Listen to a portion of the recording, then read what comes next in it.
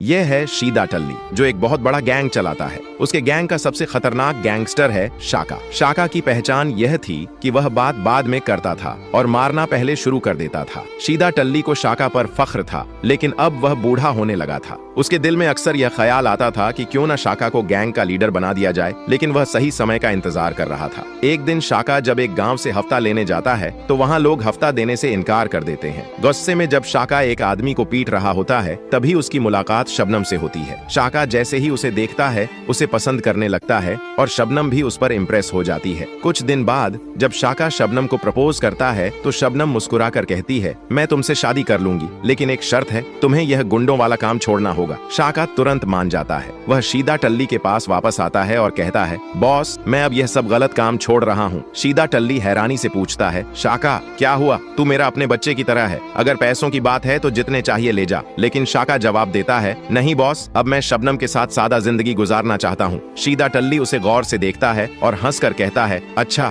अगर इसमें तेरी खुशी है तो तू जा, लेकिन याद रखना, जिंदगी में कभी भी कोई मुश्किल आए तो मुझे भूलना मत, तेरा भाई अभी जिंदा है। शाका उसे गले लगाता है और वहाँ से चला जाता है। अब शाका बदल चुका था। कुछ ही दिनों बाद शाका और शबनम की शादी हो जाती है और दोनों अपनी जिंदगी में बहुत खुश रहते हैं। लेकिन फिर एक दिन शबनम का अपहरण हो जाता है। किसी को कुछ पता नहीं था कि यह काम किसने किया है। अब सवाल यह है, क्या शाका शबनम को बचा पाएगा या नहीं? जानिए पार्ट 2 में।